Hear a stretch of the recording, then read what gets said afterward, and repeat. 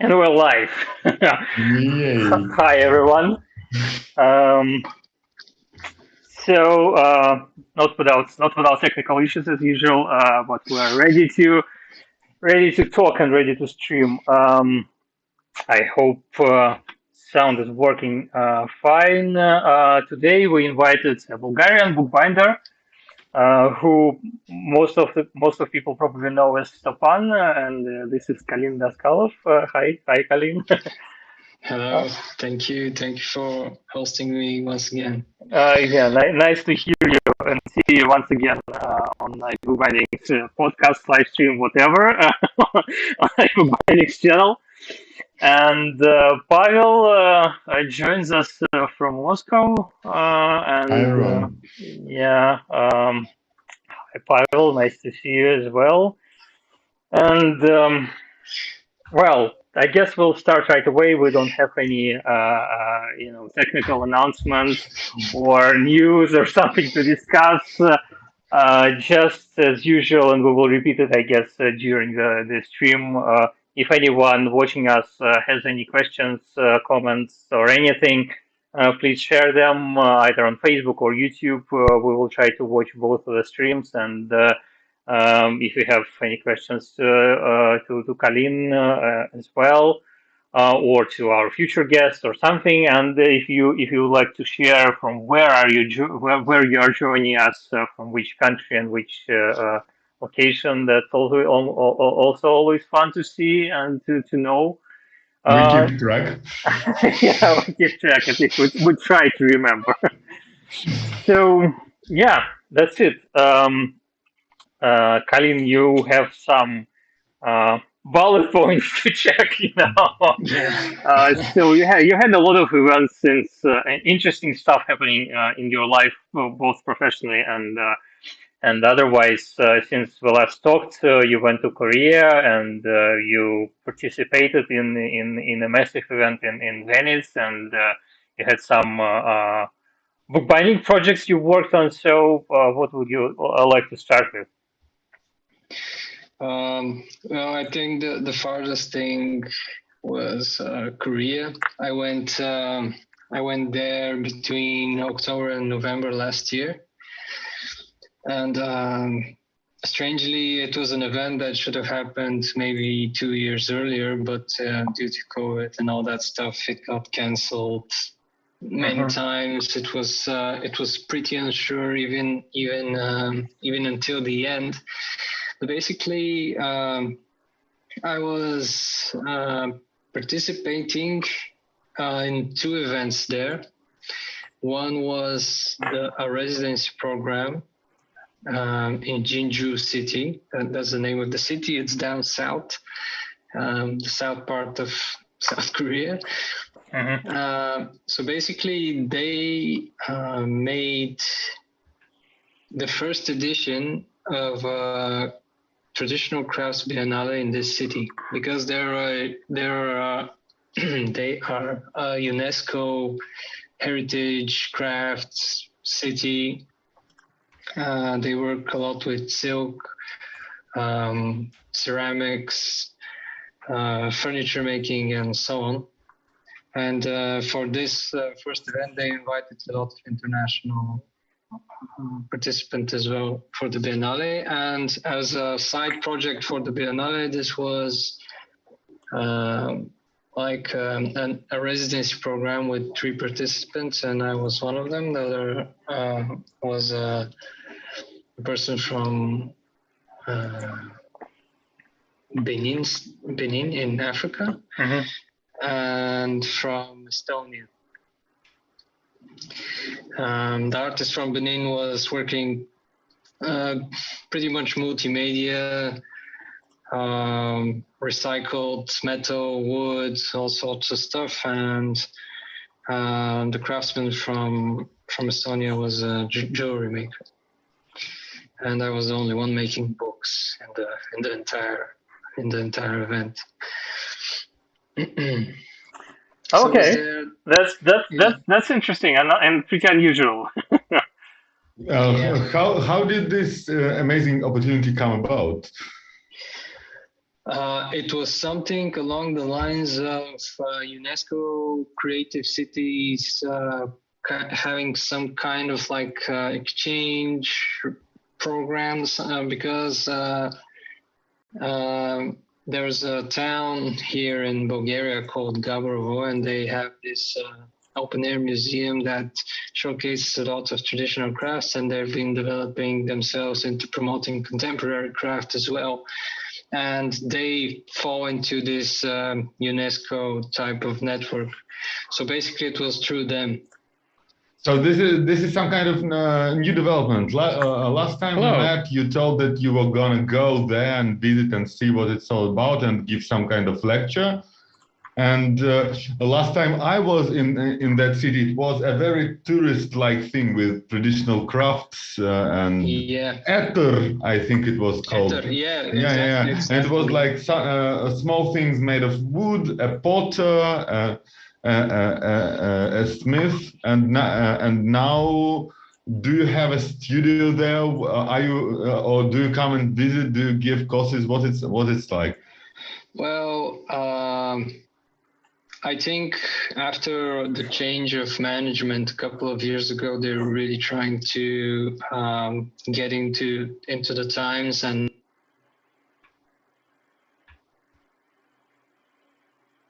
Yeah, we lost sound.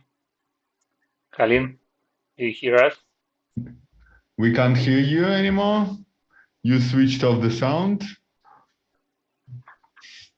Yes. Yep. Yeah. And, now we're back. And basically, it was sorry, it was a bit of distraction. Basically, they changed their whole branding. Having presenting contemporary craft opportunities, not only showcasing traditional crafts but contemporary as well, and. The whole thing in Venice actually was again through them because they're in the Michelangelo Foundation network. So a lot of opportunities, but they're also a tourist attraction, as you said. So I'll just mention some comments we've got already from people, some locations. On Facebook, we've got Leah Baker from Fort Lauderdale, Miami, Florida, USA. Margaret Mackey, Maryland, United States. Francois Vogelenzang from Spain, but from the Netherlands. And what else? And a certain Richard Minsky from Stockport. Stockport, yes. Richard Minsky joined us on YouTube. So hi Richard, hi everybody else. Nice to see you here. And once again, if somebody missed my earlier announcement, if you have any questions about bookbinding in general, about Kalin's, Stopan's art, his books and projects, just don't hesitate to post them in the comments section on YouTube or Facebook, and we'll try to answer these questions, or we'll keep them for future podcasts and live streams. So Kalin, what did you do there? What did you take there with you? What did you make there? Maybe you have some photos? Yeah. If you want, I can start. Yeah, sure.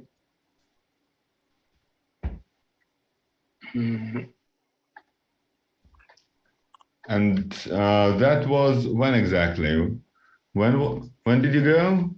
I think the whole October and November, part of November.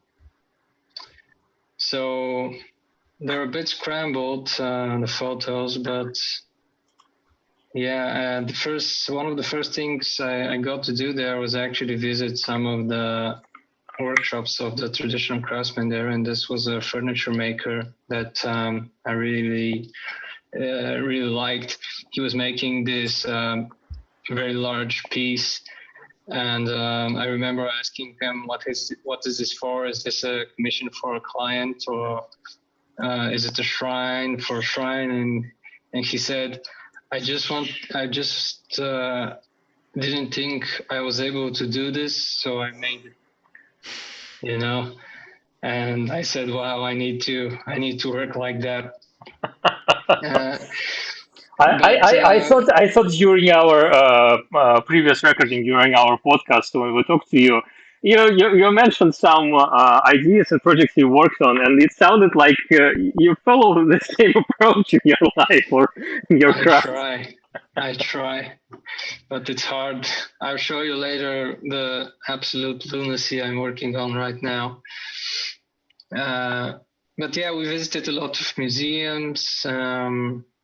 It was very interesting. This thing was in a park. My workshop was in a park, and before work, I just had walks in the park, and I found this at some point. It was really nice. This is me and our translator in the local museum. This was the other international artist in the residency from Benin, Africa. This is me in a coffee shop being interviewed, and this is very similar to what you've seen in Ether. Basically, it's like we went to the village that the CEOs of Samsung and LG were born and raised. So basically, these are their houses. They were, village people, and then they became the people they are. And some people actually go to these houses to pray for success. Just to go to the bookbinding part. My project for the residency, because I was there for a whole month, my project was to make Western book structures, but with traditional Korean materials, and not make Korean type of books, which are quite different from what we're used to around here. So I used exclusively local hanji paper, which is their super high quality handmade paper, and I tried to mix things up. I had very limited tools, but I did try to do the best I could. Basically, they were blank bindings, blank books, 2 personal projects and 1 in collaboration. Did you bring any tools with you? Yeah, a whole suitcase, 20 kilograms.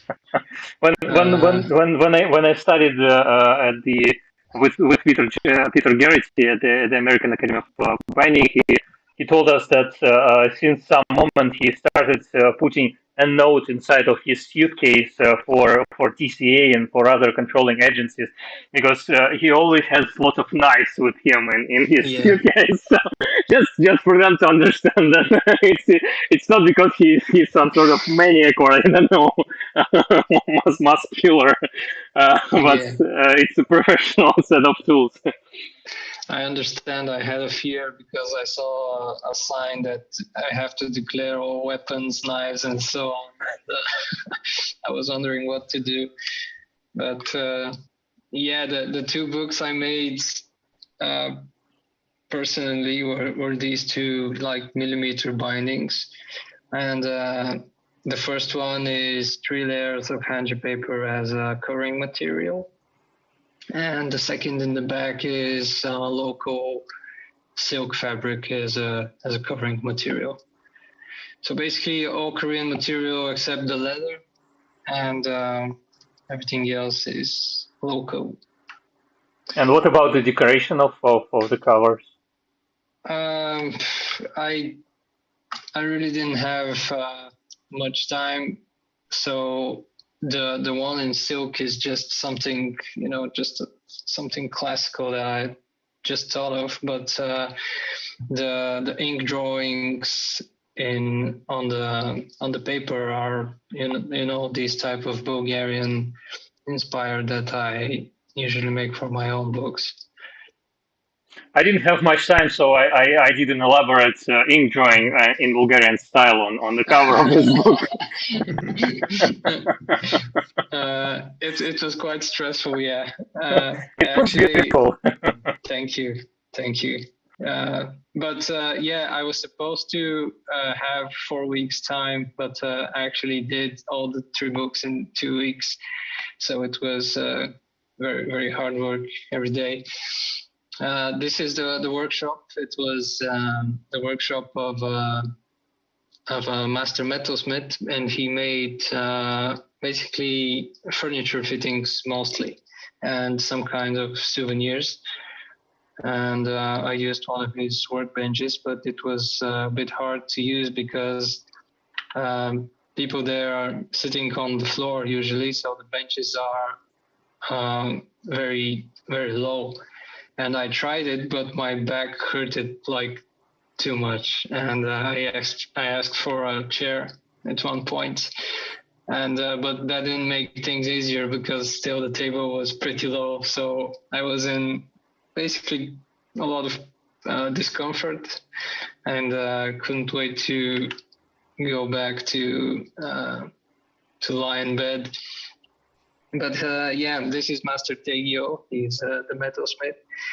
He was very kind in showing me all kinds of Korean stuff like Korean food and some local landmarks. He was a pretty cool guy. And most of the people there actually haven't ever seen a bookbinder, so they were very interested in all these techniques, the gold tooling, the leather pairing, just working with leather, because I guess most of them weren't familiar with leather, maybe just because the region was specialized in different kinds of materials like metal and ceramics and silk. And this was. So I guess with metalworks, your father would also be interested to see some things there. Yeah, that was the whole idea. I requested to work with a metalsmith, but strangely enough, Master Tegio didn't work with silver. Mm-hmm. He used basically the fittings you see here on this book are actually from some kind of a nickel alloy. Basically, some very hard alloys that don't rust. Used in furniture, but they're really not supposed to be bending, at least not in such a small scale like in the books. So I think the hardest thing was actually making the clasp, because he didn't have the opportunity before to make such a small clasp for such a small item, because he's usually making clasps for chests. Mm-hmm. And it was quite a challenge, but in the end he really did a good job, and it was a very interesting book, and now it's in their museum. So I'm very happy to have such a collaboration somewhere in a public collection, because I don't think it's done before, mixing these two things together. It doesn't look like much, it doesn't look like something spectacular, but I think for us it felt really special. Well, I think you're nice too modest. Yeah. And it's interesting that it was a challenge for both of you, and you got this result in the end. Thank you very much. It's I started forgetting the intense parts and only remember the happy stuff for now. But this is something else I tried that I haven't done before, was to make a handband, similar to the things I do with leather, but this time with silk. and I find it very nice, especially if the silk is decorated like this one. It looks great. I'm really opening up to fabrics. I think I've neglected them for too long, but fabrics are wonderful for books, I think. Knowing you, in a year or two, you'll start making your own fabrics too. Yeah, I hope I have the time and finances. So we have some questions on Facebook and Sure. from Handfleet. Does Kalin plan to use traditional ancient inks for his books or prints? I'd really like to. Yeah, I've tried some experiments making inks, and my problem was I was too ambitious and wanted to make not only a very dark ink, but something that's waterproof.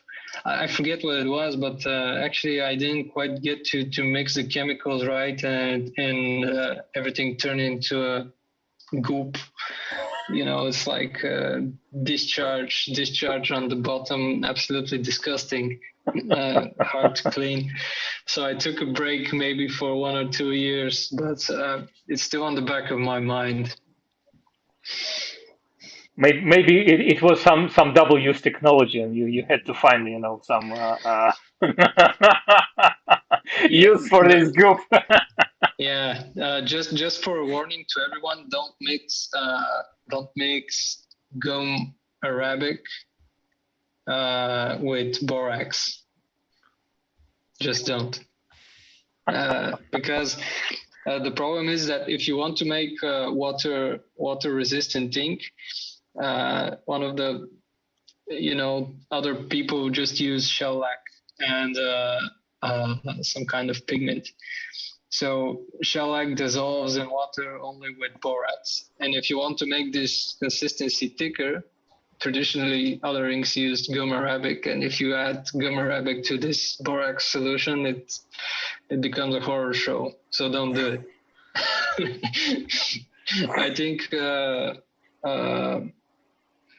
something else. You need to use something else like methyl cellulose or something like that. Anyway, yeah, I really want to use homemade inks, but still don't know how to achieve it.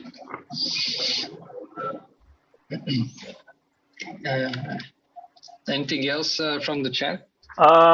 Yeah. So people say that books look spectacular and beautiful, and then there is from Leah Baker. The works are spectacularly beautiful. I'm satisfied hearing about those, but I'm still curious about how you handle getting through customs. Oh man! Are you just saying, just look at those working hands? They're not hands of a criminal, or what? How do you convince that you just need those 40 knives? Oh man, it's to be honest, I went with just wishful thinking, because actually nobody could enter South Korea at that time. Basically, because of COVID, there was no tourism. The country is closed, except if you had a very serious reason, like a dead relative or something like that. So in the last week, I managed to get all of my documents. Basically, I had to have approval from at least 3 ministries. It was absolute. I went with a folder. When you land on the airport, there's like 5 checkpoints. Nobody knows English. Papers everywhere falling. I missed 1 stamp. Had to go back 3 checkpoints. It was absolute chaos. And in the end, I saw the sign for the knives that I have to declare, and I just said to myself, man, I'm not going to declare anything, and and wish for the best. And a lady in front of me had her bags absolutely torn apart, and my bags were next. And I was wondering if this was going to happen to me. But she had some kind of canned food. Oh, okay. And that was a big problem. But mine went through the scanners, and everyone was like, okay, this is absolutely okay. No problem. So that was it.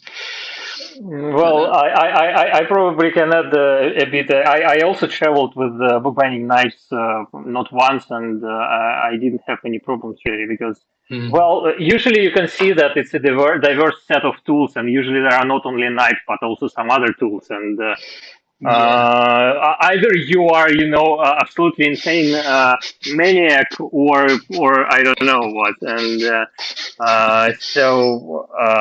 yeah, we have an issue with.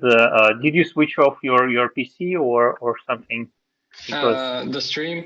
we lost one of the. Yeah. Can you return it back, because otherwise everything is broken on the stream. No, sorry, my. Yeah. I think my. Yeah. Now everything's fine. Okay. I think my browser crashed. But I'm online again. So yeah, screen sharing. Okay, let's go back to screen sharing. Yeah. No, also once. So sorry to interrupt. Also once I had this experience with the Swiss knife, and just a year ago or something, we went to Disneyland in Paris, and they made me to throw away my Swiss knife into a protected garbage unit, so that because I'm not, nobody's allowed to go inside with Swiss knife. Well, this is reasonable, but then I was flying somewhere from Moscow to some conference in Krasnoyarsk or something like that, and I arrived late, so I wasn't able to leave my luggage at the check-in counter. And they were like, "Okay, you will give it away we will register you, but you will give it away at the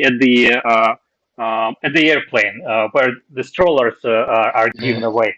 And I was like, "But I have a Swiss knife inside," and they told me, "Well, maybe they did, but they will not notice it," and they didn't notice it.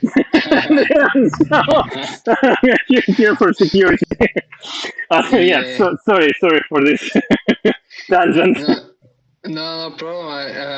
I actually have an old safety razor for shaving, and I have these old square razors, and I forgot them in my hand baggage when leaving Korea, and everyone was like, "What is this? Is this a blade?" And I said, "Yeah," and they said, "You have to throw it away," but they were looking at it like a piece of museum.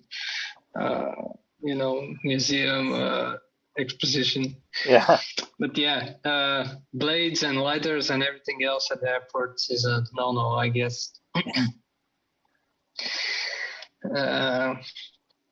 But back to Korea. This was the exhibition hall. This was like the town exhibition hall that the event took place.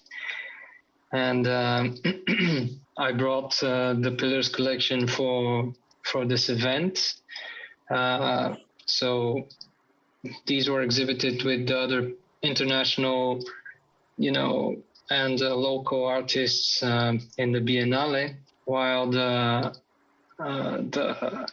collaborative and other books made in the workshop in the residency were in another exhibition hall.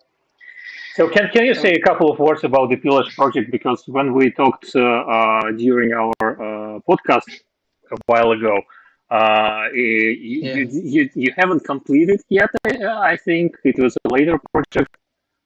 Am I right? Because I don't think we discussed. Anyway, everyone who is watching us, I invite you to check the link in the comments, both on Facebook and the YouTube. I linked some of videos with Kalin. But tell us about this project, please. Well, it's a very strange project with a very strange life. This was a very ambitious project for me and my father. These are blank books, journals. The idea was to make, these kinds of treasure books that people would write their family history or something like that. And we really wanted to push ourselves, make something in an unorthodox format with classical elements, but with, just kind of artistic elements from ourselves. And it took around 6 or 8 months. The concept was searching for a new Bulgarian decorative tradition, and the smaller books are like the most chaotic, like everything's in a fog. And the middle ones are actually a bit more symmetrical. They have, like these glimpses of what the past looks like and what the future might look like. And the big blue book was actually, the refinement from this process. This could be a new Bulgarian book, even though it does have a lot of Western elements. But, these are our early steps in what we're doing now, because I wanted to make Bulgarian books, whatever that means, but I had only knowledge regarding Western techniques and Western decorative, trends and so on and so forth. And when we finished them, nobody was interested in them. I made my first exhibition, and it was here in Sofia. It was a bit of a failure. Not many people came. The organization with the museum that was hosting it was absolutely horrifying. And we got a bit depressed. They stayed here in the workshop in their boxes, and we were like, this just doesn't work. We have to make simpler things. I guess people don't know what to do with these. They don't like them. They're just too much. But this is something I've always wanted to do. I like over decorating for one reason or another. But for one reason or another, when the opportunity in Korea came, these were the only books that I had. So they said they really liked them and wanted these books to participate in the exhibition. And the same thing for Venice, because I'll show you later, they were in Venice and at the Hobelfaber event. And again, the curator liked them very much, and they were included in the exhibition. So right now, these are my most traveled books. A lot of people have seen them, but it really, at one point, it really didn't look like they would live such a life. Well, they literally traveled around the world. Yeah. But you definitely never know. But don't you feel any pressure when you say that you are trying to? And that's something that we discussed during our podcast as well. But still, do you feel any pressure when you say that you are trying to reinvent this Bulgarian bookbinding tradition or Bulgarian tradition of decoration of the books? Is it? It's high level to achieve of something, of proficiency, of authority, or anything. Does it sound like too much of a possibility? No, it sounds like a great and interesting and perfect goal, but I'm more interested to hear about your personal feelings about that, because it's a great challenge, and I can only imagine that it's not an easy one. And also, how will you know that you've achieved it?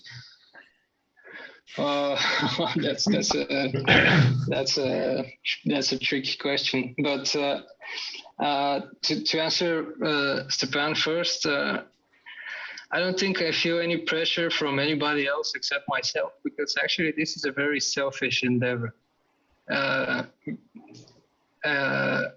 it's a big part of selfish endeavor. I want to do this for myself because I feel a bit of shame and a bit of, like sadness that we made these great books in our libraries. There were local jewelers and monks who did books, not because they were taught how to make books by some kind of authority, but they just found it a necessity. They really valued enlightenment and that people should read and believed in the value of books, and it didn't matter how the books looked like. I guess you mean the medieval Bulgarian tradition, or not really, because it was during Ottoman rule. Okay. It was actually fairly recently, like 200 years ago. Mm-hmm. 200, 300 years ago, in remote villages, people were still very much disconnected and maybe even living in, medieval lifestyle in terms of quality of life and, connection to the outside world. So this produced a lot of interesting things, a very unique aesthetic that, it's a tragedy that at one point, because of the lawlessness, it actually flourished. But as soon as Bulgarian state and church, everything, had centralized authority and things like that, and people started traveling, somehow Western things actually started coming in, Western trends, authoritative restrictions, all that kind of stuff. So there really is a small period in Bulgarian history where it was very chaotic, but with a very distinct decorative and artistic and craft style, a lot of bridges, buildings, icons, graphical art, wood carving, everything was absolutely amazing. And I miss that spirit. And I want to see it alive again. And I think it's alive, but it's, like beaten with a stick into the corner, and it's an absolute tragedy. So, I'm doing it for myself because I feel like, I do feel like it's a national sin that this has been, the case, but hopefully somebody will, resonate with the idea and continue it in some other way. That was another question I wanted to ask you. Is it still a one family crusade, or do you have colleagues who share your passion? It's very strange. Some people have began doing bookbinding, but not maybe in the way that I'm doing it. So I'm not collaborating with any bookbinders, but I am actually getting a lot of positive feedback from the design community here. And as I'll tell you again later regarding the new font we've developed. Mm-hmm. And I'm actually thinking about going into a bit of graphic design to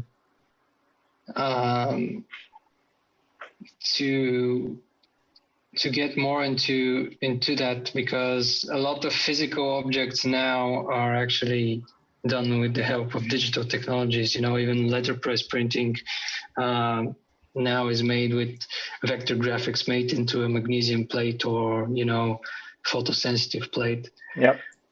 So I want to get into that as well, and a lot of graphic designers, I guess, are eager for inspiration and find inspiration in what I do. So I want to get a bit more into that. Okay, good luck. we wish you all the best. That's a wonderful goal and interesting process, and we hope you succeed. Thank you. Let me know what else would you like me to to show. If you want, I can transport everyone back to Venice, or if you like, I speak a bit more about Korea. Perhaps a couple more words about the reaction that you got back. Who were the people viewing your books? What were they saying? Or was it just the usual facade of politeness? It was mostly that. It was mostly politeness, and I didn't really get to understand. Firstly, because I don't understand the language. Secondly, the mask really, everyone was with mask, really hide their facial expressions. It was really, really hard to tell if people liked it, but there were these little things, some people, when I show them what I do, they really started treating me a bit differently, like I was, not an ordinary person. And that was maybe the most telling sign that they liked what I do, because, especially if you go into a workshop and the master doesn't know who you are, and somebody introduces you, he makes these kinds of stuff, and you show him pictures, and he's suddenly like, oh, let me show you this, let me show you that. It's like, this is an equal person that understands what we do, and suddenly these kinds of doors are opened. But other than that, I didn't hear any, specific critique or, praise regarding anything specific. But that's my experience. Not so in Venice, I guess. In Venice was a bit different. I felt more at home, I guess. But it was just a very large event. Nothing I've really ever been to. It's just like the level of organization, finance, marketing, is to have this, enormous billboard in one of the, emblematic buildings in Venice. It was like, wow, I'm part of this. It's really something. Before we completely move to Venice, I probably will read some comments and questions and stuff. So on YouTube, Civil Basharan, beautiful books, keep up the good work. And Thanks. Carolina Labev wrote that she joined us from Chile. Hi Carolina. Hello. That's a first. And then Beplan Halstran, bookbinder and boxmaker from the Netherlands. I've met her multiple times on Book Arts Fair in Leiden. So she writes, wouldn't be great if Stopan was invited to the Book Arts Fair in Leiden in the Netherlands in November this year. I'm sure many people would love to meet him and hear about his wonderful work. So would you consider going? Yeah, that would be absolutely great. I love the Netherlands. Okay, so what else? Hanfleet, I'm building him a time machine so he can go back in time and talk to ancient Bulgarian bookbinders.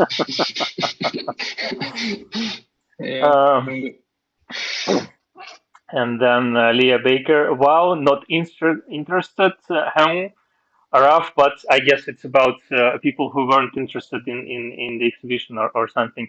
But your skill and curiosity and perseverance came beautifully, and their audience and time will come. Thank you.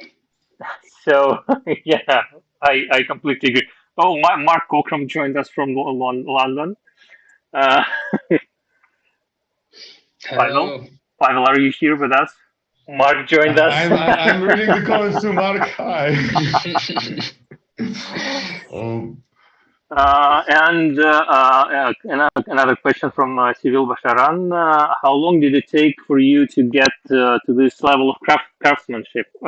That's, by the way, something we discussed on our podcast. So I invite Cyril to watch our previous talks with Kalin, and I shared the link before. But anyway, how long did it take you to get to this level of craftsmanship?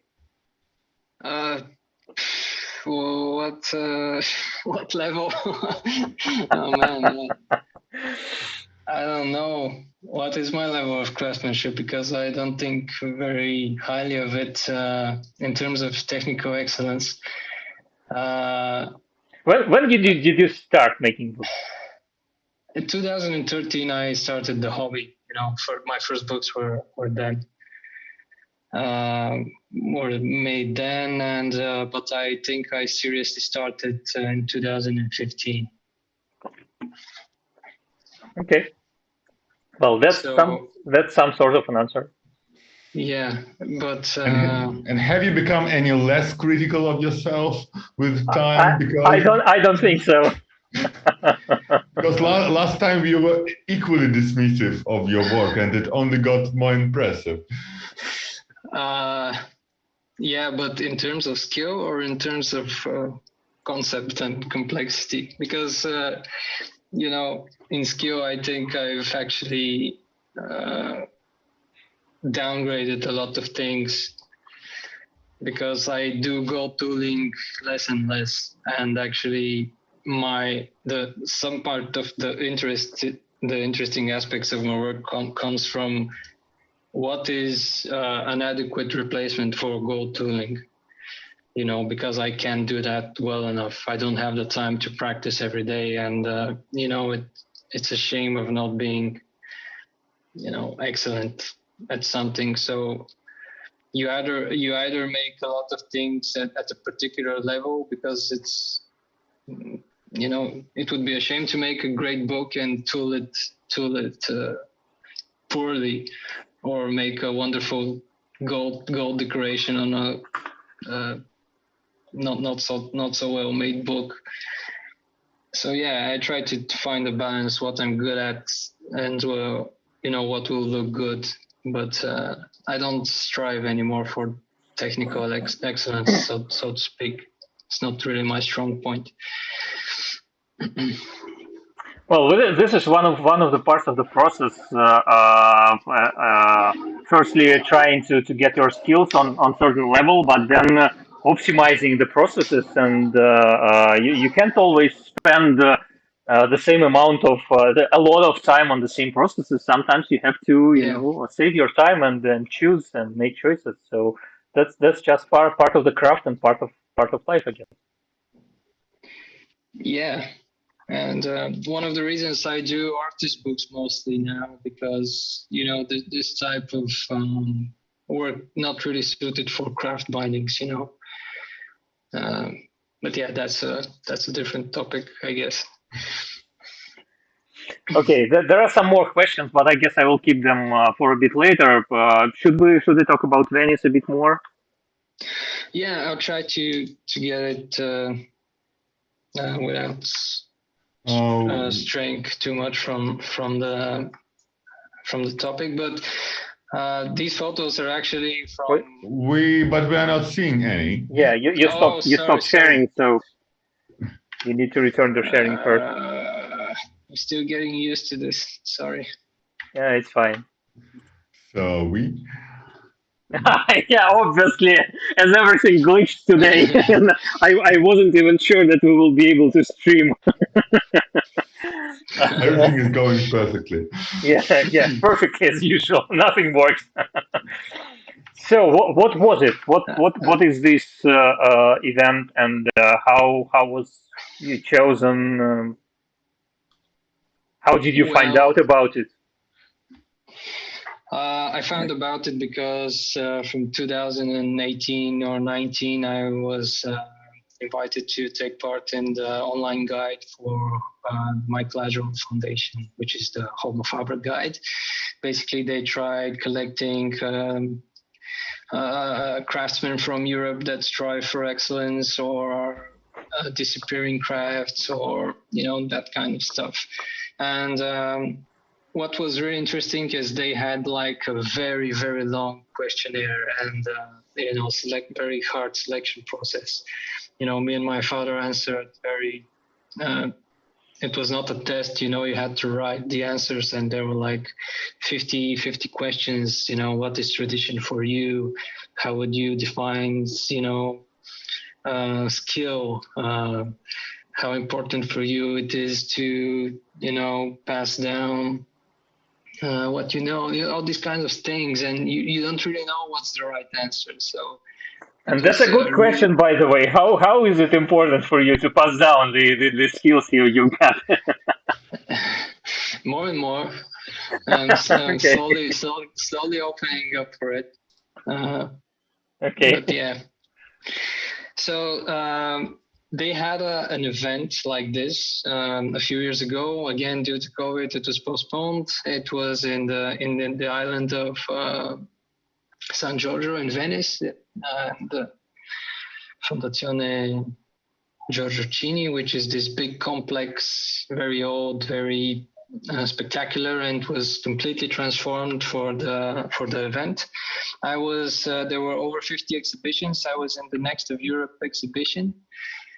Basically, yeah, I think the title of it says it. Like these are the aspiring prospects of Europe that are going to pass down something very interesting for the generations to come. And it was curated by Jean Blanchard and Mr. Boueri. And I was very humbled to meet him. He's a very extravagant but inspirational figure. And he taught me something actually very important.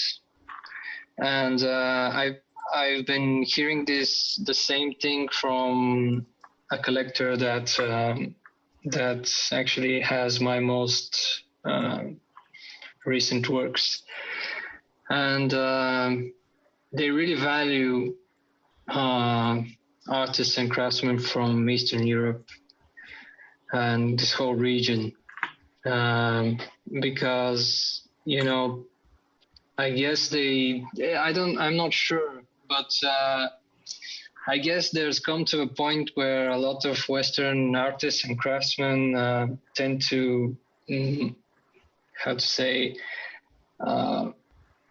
fall into a trap of minimalism, and in the end, you really don't know where the work is from. And some people really like to know, this kind of, when you look at a work and you say, oh, this is from a certain part of the world. And I'll interrupt you for a moment because we've got a comment from Carolina Labe, and it's very nice to immediately recognize Kalin's work. There is creative identity, and that is greatly appreciated. So, sort of, yeah, works along with what you are telling us right now. Yeah, I guess that's coming a bit uncommon, at least from their perspective, as curators, and they find, I guess, a certain part of exoticism in these more Eastern, more decorative types of works, because they don't care if I've written in them in Bulgarian and Cyrillic and so on. That's part of the thing, and the other part of the thing is that I'm living here. I'm living where I'm taking inspiration from, which is again something to consider. So I'm saying this just as an inspiration for other artists that think that maybe it would be better if they go somewhere else, or emulate a particular style that's currently working. It's really better to fail at something you're trying to do unique, I think, and not try to do what's currently popular, because that, I guess, that changes, and it changes behind the scenes. And there is also a lot of inspiration in local traditions and history, and there is a lot of things and creative aspects to get from there. So Yeah, but the whole room, it had just a lot of items. It was absolutely spectacular. I'll get to that. This is me on a. This boat was actually again part of the exhibition because this was completely restored by some kind of rich man. I forgot who he is, but this was completely restored and sponsored also by Panerai, the watchmakers. And this highlighted all of the craftsmanship that went into the boat making. This is me and my wife, just me. And let me try to find the whole room. So in Korea, you were the only bookbinder. Were there other book artists in Venice? No, I was alone here as well, which is I don't even know what to say. Would you prefer to be alone representing your craft, or would you prefer to be in a company of your colleagues? You know what? I'm constantly missing deadlines for bookbinding competitions, and I'm catching deadlines for craft competitions, craft events, and that kind of stuff. So it was completely involuntary, but I'm currently positioning myself more in the realm of contemporary craft rather than contemporary book arts or bookbinding. And I actually feel a bit better here because if I go to a bookbinding competition, they judge every corner, every page, or every the joint movement, the spine movement, everything. But here, just people say, "Man, this looks great," and it's a bit less pressuring. But it's strange. It's strange. I don't know what that means for me. I don't know what it means for a lot of other book arts and bookbindings. I'm going to be maybe a bit controversial here, but I do find a lot of contemporary fine binding and design binding very boring. So a lot of people seem very out of ideas, and I think something needs to change. Nothing personal to the fine binders and design binders, but that's just what I think. Okay, you have some strong opinions about your colleagues. So you feel more comfortable in that sort of company. So next to a lamp and a vase and a mirror. Yeah, and a mask. These are things using all these things in the room were absolutely.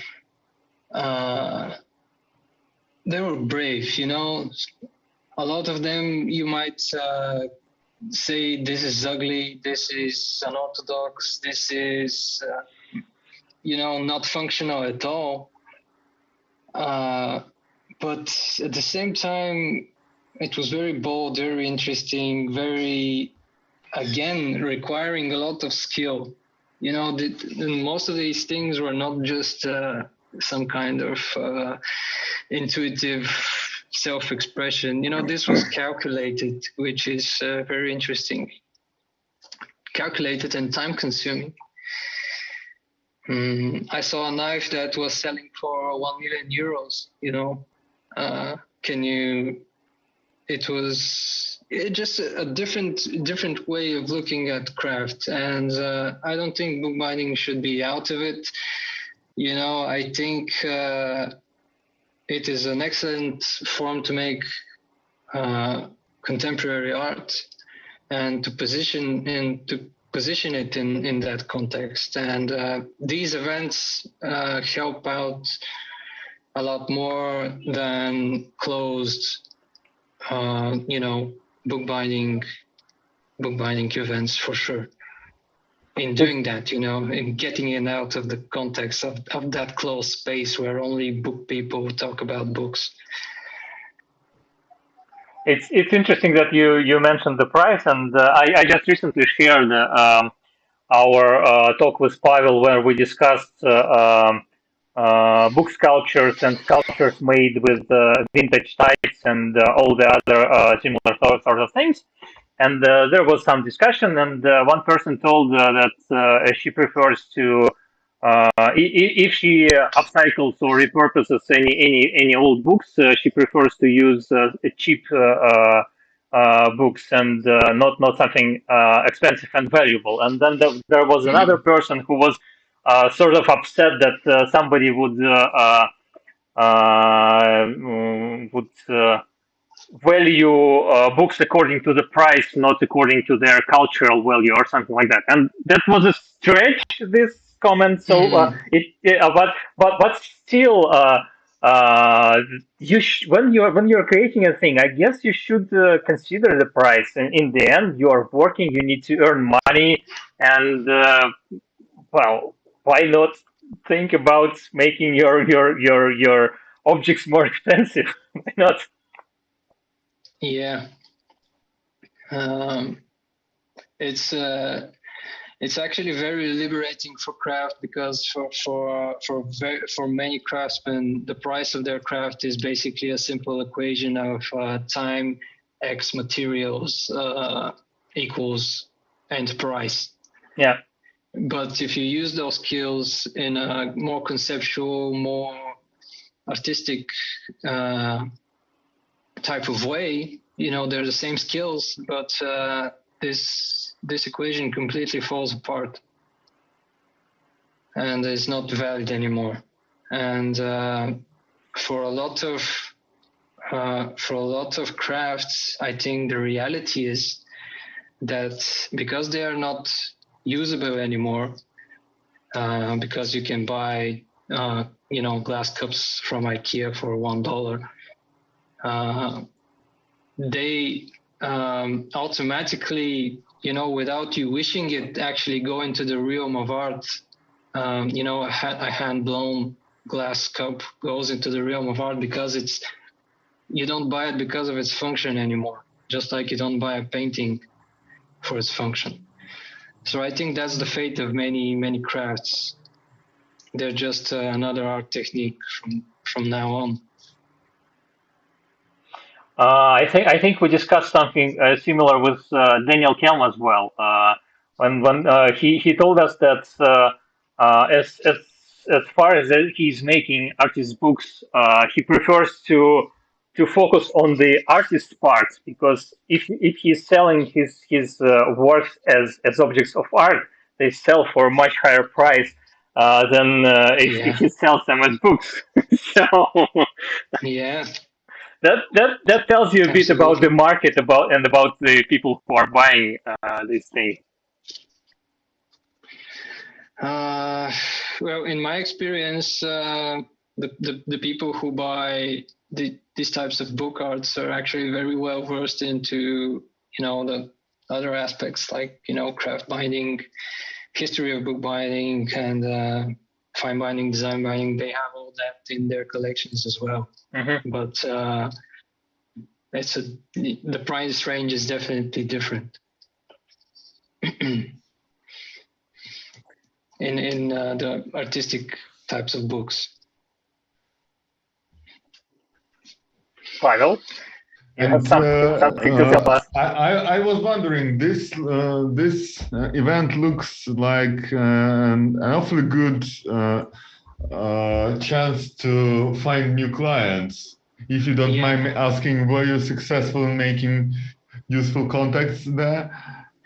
Not in terms of clients, but other makers and a few curators. So maybe I will have more opportunities to showcase my work. But as for clients, still not sure. So was this again an international event or European event? It was mainly a European event, but the guests of honor were Japan. So there was almost every exhibition hall had a lot of Japanese works. The paper exhibition had a lot of origami. The ceramic exhibition had, and porcelain had, again, Japanese works. I'm trying to find something that is relevant to that. I'll switch to example. Yeah. Okay. Sorry. One example. Does this look like paper to you? Yeah. Well. So it's porcelain. Obviously it is, yeah, but this is amazing. Yeah.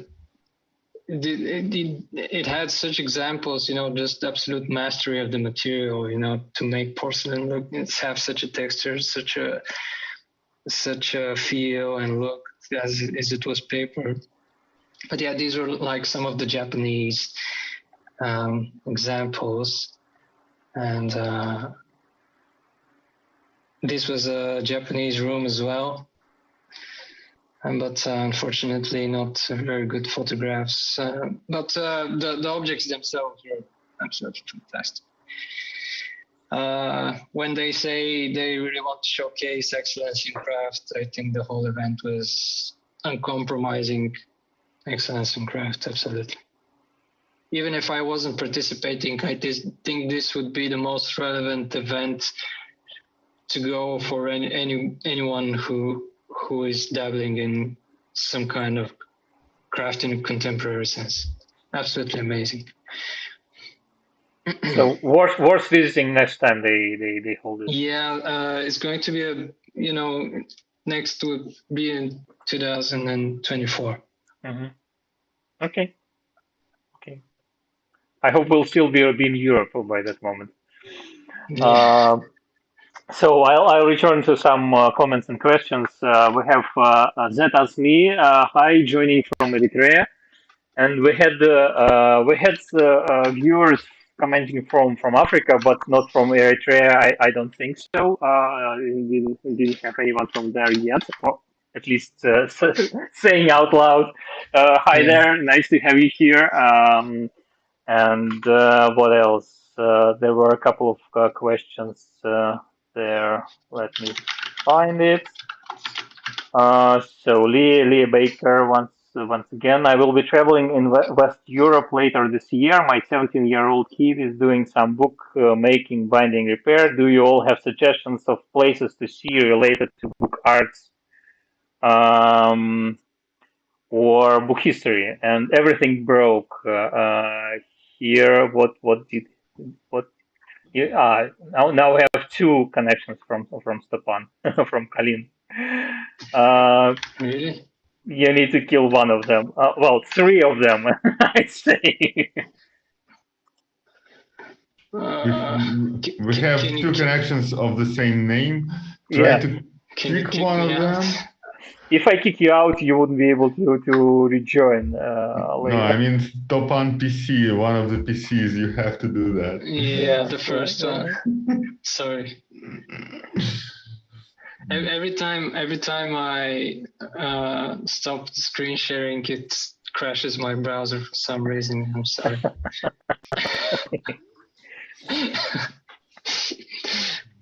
So, what should I do?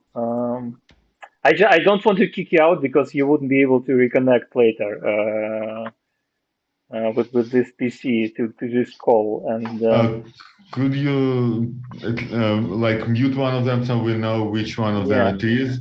Yeah. Let me try this, and we'll see. Oh, it got. Yeah. It got the right one. Yeah. It got better, right, but now we have Kalin split here. Give me a moment, I will fix it. So sorry very much. Yeah, it's fine. That's only the second time when we have a guest on our live stream, so it's an experiment for us as well. So It's perfectly fine to test everything live. Okay, now it's fine. So what else? I have a question. So, Korea was like what, 10,000 kilometers from Bulgaria. Italy is much closer. Did you feel more affinity with other people in that exhibition? Did you get some, I don't know, similar vibes from people from Balkans? Do you feel like your art is part of all this tradition? So you say you start first and foremost as a Western artist, but do you feel you fit in? No, and that was I was constantly telling myself, "Is this a joke?" I think they made a mistake. No, but yeah, I really don't feel like I fit in. I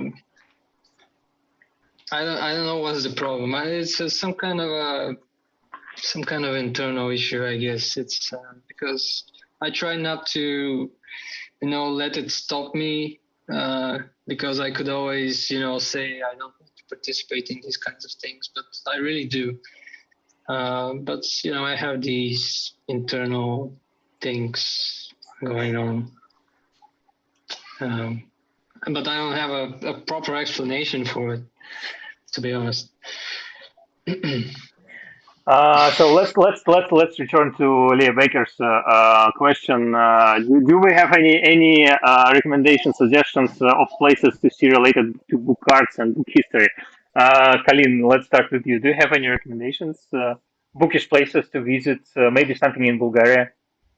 It's not Western. It's not Western Europe, but as far as you're from Bulgaria, let's start with Bulgaria, and then we will shift to Western Europe, I guess.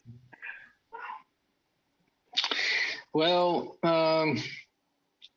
of course, the National Library, but to get a hand of the manuscripts is a very hard bureaucratic process. Not sure if anybody would like to go through it, but the end reward is great. Because if you don't have any kind of shame, or if you're just more easygoing, I would recommend checking out some stuff at the National Library. But other than that, not really sure what to recommend. They're really very niche type of places in Bulgaria with very, very little examples. So, well, there is a monastery with a few very, very old examples in their library. But again, to see them, you need to be a really smooth talker. It's not impossible, but you can do it. Have you seen them? Yes. Yeah. He is a smooth talker. And my grandfather was an even smoother one. So he had a relative who knew somebody who was a big man in the monastery some years back. So we got shown some really spectacular stuff. But that's the thing about Bulgaria. Hopefully it will be in the past soon. I think Bulgaria becomes a more open country, so we'll see more treasures in the open. Yeah, and hopefully a lot of them are still there, not sold to strange collectors abroad, because that's a very serious issue.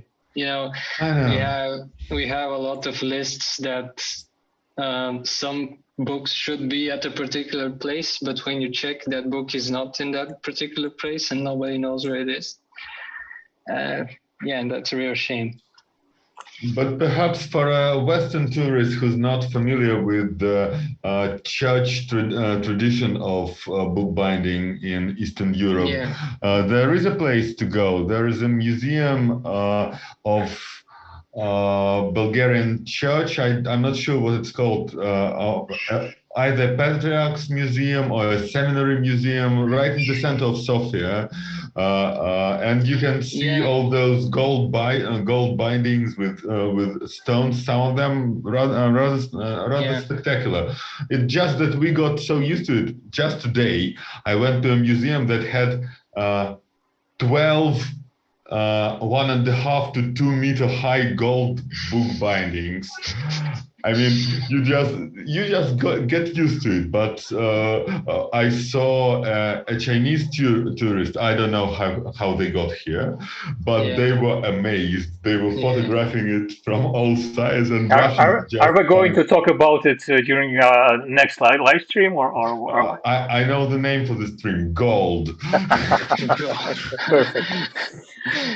So and by the way, if once again not Western Europe, but I cannot not mention Romania, and there are some bookish places there as well, and in the National Gallery in Bucharest there are some amazing bindings exhibited, and what I liked when I visited last time was that almost for every binding, the box in which they were exhibited was accessible from all sides, so you can go around the book and look below it, and sometimes it's not possible, but they were exhibited quite well. If nothing changed, I don't know. I haven't been there for 2 years or something, but because pandemic. But moving to the Western Europe, my recommendation. I have several of them. Firstly, Paper Mill Museum in Basel in Switzerland. It's an amazing place. You can try making some stuff there. It has an exhibition dedicated to paper making, of course, and there is an actual. I think it's not late medieval, but something like 1600s or something like a water mill that's used for making paper. They also have a part of exhibition dedicated to paper history and book history and bookbinding and printing, and there are some classes there, so it's an amazing place to visit. I think Pavel have been there. Yeah, and then in Antwerp, in Belgium, there is a printing museum, Plantin Moretus. I'm not sure if it's Plantin or Plantin.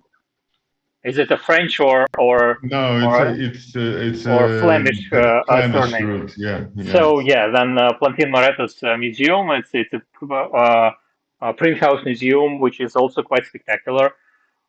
In Ghent, we just made a live stream about it. There is an amazing industry museum where a whole floor is dedicated to printing, starting with the earliest presses and ending with modern technology, which is amazing. If you happen to be in the Netherlands in November, it's definitely worth visiting the Boekkunstbeurs, Book Arts Fair in Leiden. Also, there is a book museum, Meermano Museum in The Hague, which is also quite nice, and they have permanent exhibition, and they have quarterly temporary exhibitions. Every time it's something amazing. They have an amazing staff who chooses and prepares these exhibitions, and I had a yearly pass for the Dutch museums for some time, and I visited every single one of these temporary exhibitions when we lived in the Netherlands. So it's definitely worth visiting. What else, Pavel? Well, the great libraries of Europe. Well, yeah, obviously libraries. I don't know if you're going to be in the United Kingdom. I'm not sure if it's a part of Europe anymore. Western Europe. So sorry, Mark. But there are, well, in London there is just, you can spend weeks there just visiting libraries and museums and looking for bookish stuff. And in Paris, there are some temporary exhibitions and then permanent exhibitions as well. What else? Vienna, every single city in Italy, and on and it goes. Yeah, perhaps my favorite experience in Italy was in Milan, because in Rome they hardly ever show their books, and let alone touch anything older than 50 years. But in Milan it was very welcoming. I even got to browse some 15th century atlas, something I've only ever done in Amsterdam. So it was great too. Oh, and I would definitely recommend checking the schedules of local book markets, because sometimes you can find such so amazing things there, and for a nice price. And my favorite is book market in The Hague, in the Netherlands. But I visited lots of them in different parts of Europe, and almost all the time it was an amazing experience. Yeah, your wife says that almost every trip is a shopping spree for you. Yeah, yeah. Well, sorry. And what else? Let's check the other questions. Weirdo Maker on YouTube. Strange that someone I've been following for a while is famous for other people too. I don't know if Kalin knows Weirdo Maker, but Kalin is obviously Stopan is obviously famous for many people in the bookish world. So that's true. That's definitely true. Francois Fogilenzang, that isn't very long to learn bookbinding. I heard you work with your father. Is he also a bookbinder? I well, your father is silversmith, as far as I understand, not a bookbinder. Yeah, yeah, he doesn't do anything related to bookbinding. But you have collaborated on quite a few projects. Yeah, and I want to show you what we're working on right now. Okay, so reveal. I don't know if it will fit the. Oh wow! This is something we've been working maybe a year now. It's still not finished, but it's a book mounted in a it's like a wooden frame, which is decorated with, again, silver and gemstones and these kind of stone flowers made by my mother. Silver on the side, and the frame at the back. And this is a common cover. And these are actually, here are the end bands. Okay. Which are fitted into the frame, and this unlocks. Are there more than one book there? Yeah. Here is one. This is one big book written in Glagolitic. And here are two books and a box shaped like a book inside. And it has movable parts in the pages. And the box opens like this, but it's still not finished. Okay. So yeah, still a lot of things to go on. But yeah, you can see how the end band opens. It's like a dragon. Three-headed dragon. Three-headed. So wow. Yeah, this is what I've been losing my sanity for the last few months.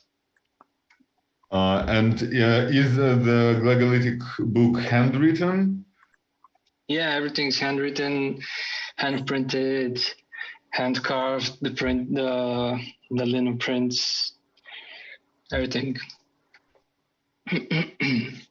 So yeah, people are quite impressed in the comments, and they're sharing their feelings there. So, what is the idea behind this particular work? Richard Minsky also added fabulous. Thank you. I'm sorry, Pavel. What did you say? What are you exploring with this work? Because with you, it's never just pretty. What would you say this work is about?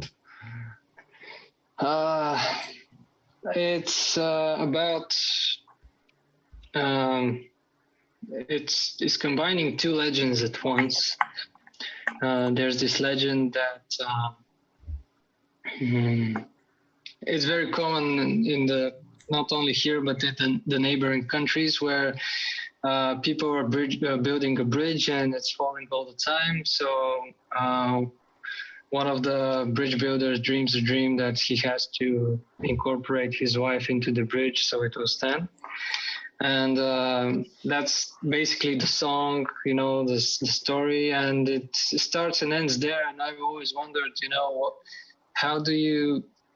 what kind of psychological state do you need to be in to dream this and say to yourself, this is a good idea. This is a good idea. And I wanted to explore the psychology of this master bridge builder. So this book is is the story of another legend. One of the Bulgarian kings had a son who rejected Christianity and had rumors that he is a magician and can turn into any kind of beast. And he was later connected to, basically he became a folklore figure. And I wanted to explain both legends with each other. So from my perspective, this prince got his powers from the dream world. And he actually concocted a method in which to traverse and navigate into the dream world. And actually in his life story, he passed on his secret and how things are made, but he warns everybody that it's not a good idea because he's become trapped in the world and cannot die, something like that.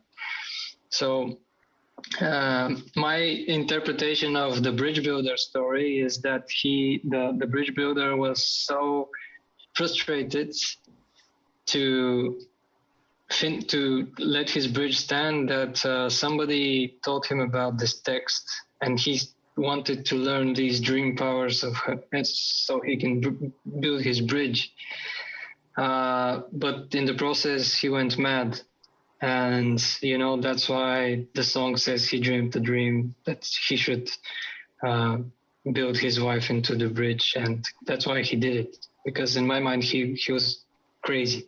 But he was crazy because he let himself become crazy because of this book. So it's very, I hope I can present everything properly, because I've actually developed the cipher, which is like a cartographic cipher for the dream world. And it's based on my personal experience with dreaming.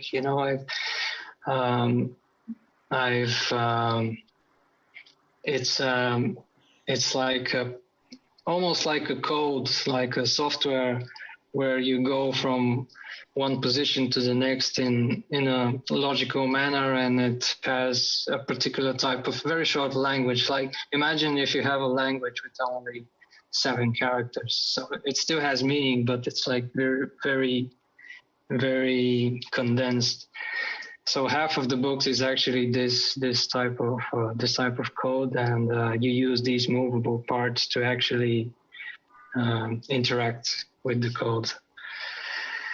So yeah, in short, it's about these kinds of things.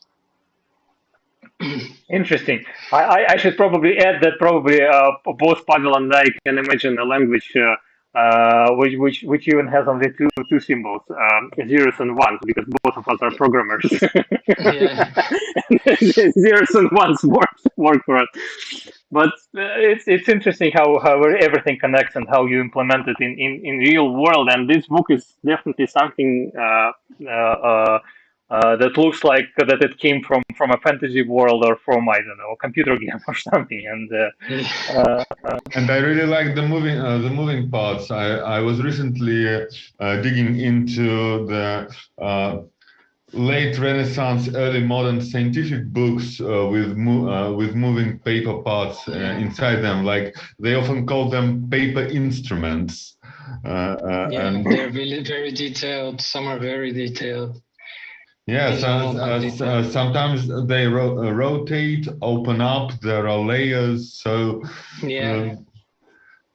And I've seen a couple of these in the Antwerp museum you mentioned, and it just adds not just another dimension to the book. It adds another dimension to your experience of the book. It becomes immediately sculptural. It becomes you become more aware how it evolves in time. You start moving the book much more carefully. It gives this meditative aspect to it. I really loved it. So, Kalin, do you have a bit more time to talk about this font experiment, or you already have to go? How is it with time for you? If it's okay, maybe just for a short while, tell you the basic things. Okay. I can. Hopefully they'll upload the short film we made about it soon, so that will explain it a lot better. But just something new I've done recently was, like I mentioned earlier, my contacts in the design field. Actually, we had a connection. A common friend introduced me to one of the biggest type foundries here, digital type foundries here in Bulgaria, and most of the people there were following my work before that, and they were really glad to meet, and they expertly studied my script, what I use in my artist books, and actually made a font. In not only in Cyrillic but Latin variation, and it's free to use and everybody can use it. And I have a lot of plans to use it in some artist projects in the near future. And I'll post the link in the comments. So if anyone wants to check it, you can just follow the link and see the results. And you told there will be a video will be posted at the same place or some other place, or people should follow you on YouTube. I don't know. They should definitely follow me on YouTube, but